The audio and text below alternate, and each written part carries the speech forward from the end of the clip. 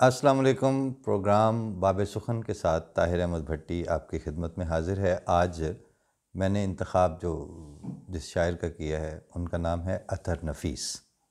جب کبھی 2-4 دفعہ پہلے کہیں اطہر نفیس کا ذکر ہوا تو میں نے اس مجلس میں یا اس گیدرنگ میں یہی کہا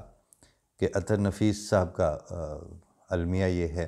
کہ لوگوں کے علم میں صرف یہ ہے کہ اطہر نفیس نے شاید ایک ہی غزل کہی ہے، اور وہی ہے جو فریدہ خانم نے گا دی تھی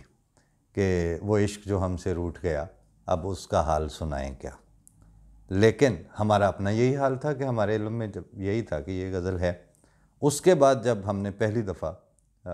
کلام اطہر نفیس پڑھا، اس کا نام بھی بلکہ کتاب کا یہی ہے کہ کلام اطہر نفیس، تو پتہ چلا کہ انہوں نے تو جتنی غزلیں لکھی ہیں وہ ساری اسی پائے کی ہیں، اور ہر غزل میں یہی حال ہے، اور اس کے جو پینیٹریشن کا اور اس کی جو اثر پذیری کا عالم تھا وہ بھی کوئی اس سے کم نہیں تھا۔ تو اب یہ ان کی جو کتاب تھی یہ ناپید تھی، مطلب میں ہمارے پاس بھی فوٹو کاپیڈ ورژن تھا جو عبید اللہ علیم صاحب مرحوم کی جو عطا تھا کہ وہ ان کے پاس ٹھہرے ہوئے تھے، تو چونکہ کتاب بہت پسند تھی تو پھر وہیں سے وہ فوٹو کاپی کروا کے تو وہی لمبا عرصہ رہی میرے پاس کتاب۔ تو ابھی جب مدبر آسان صاحب سے ملنے آئے یہاں سوئٹزرلینڈ میں، تو یہاں اور بہت سی چیزوں کے علاوہ ایک جو چشم و ذہن کی جو بس ضیافت تھی وہ ایک یہ کتاب بھی ثابت ہوئی۔ تو مجھے حیرت ہوئی کہ جہاں انہوں نے یہ چھاپی ہے، ابھی چھپی ہے کتاب، تو انہوں نے اطہر نفیس صاحب کے بیک ٹائٹل پہ وہی غزل لگائی ہوئی ہے کہ وہ عشق جو ہم سے روٹھ گیا اب اس کا حال سنائیں کیا، کوئی مہر نہیں کوئی قہر نہیں پھر سچا شعر سنائیں کیا، اور ایک ہجر جو ہم کو لاحق ہے تا دیر اسے دہرائیں کیا،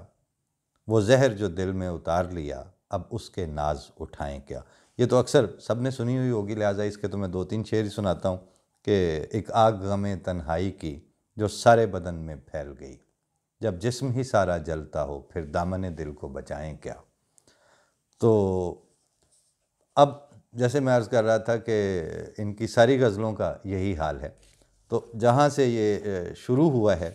ابتدائی غزلوں میں ہی یہ غزل تھی کہ اطہر تم نے عشق کیا کچھ تم بھی کہو کیا حال ہوا،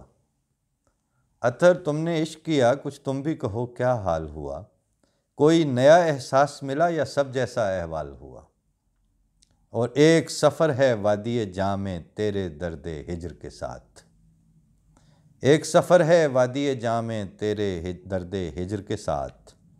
تیرا درد ہجر جو بڑھ کر لذت کیف وصال ہوا، راہ وفا میں جاں دینا ہی پیش رووں کا شیوا تھا، راہ وفا میں جان دینا ہی پیش رووں کا شیوا تھا، ہم نے جب سے جینا سیکھا جینا کار مثال ہوا، اور عشق فسانہ تھا جب تک اپنے بھی بہت افسانے تھے۔ شعر دیکھیے کہ عشق فسانہ تھا جب تک اپنے بھی بہت افسانے تھے، عشق صداقت ہوتے ہوتے کتنا کم احوال ہوا، اور راہ وفا دشوار بہت تھی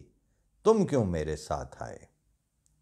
راہ وفا دشوار بہت تھی تم کیوں میرے ساتھ آئے، پھول سا چہرہ کملایا اور رنگ حنا پامال ہوا، اطہر تم نے عشق کیا کچھ تم بھی کہو کیا حال ہوا، کوئی نیا احساس ملا یا سب جیسا احوال ہوا۔ یہ اس طرح یعنی ان کی جو لکھنے کا یا ان کا جو بات کرنے کا، یعنی کتاب میں سے تو آپ گزرتے جائیں، بڑی خواہش تھی، بلکہ ایک دفعہ علی اکبر عباس صاحب نے جب یہ دیوان اویلیبل نہیں تھا تو انہوں نے کہا تھا کہ آپ انتخاب اطہر نفیس ہی چھاپ دیں تاکہ یہ کلام تو دستیاب ہو۔ بہت خوشی ہوئی کہ یہ اب دوبارہ دستیاب ہے، چھپ چکا ہے۔ اللہ کرے کہ اس تک ذہنوں کی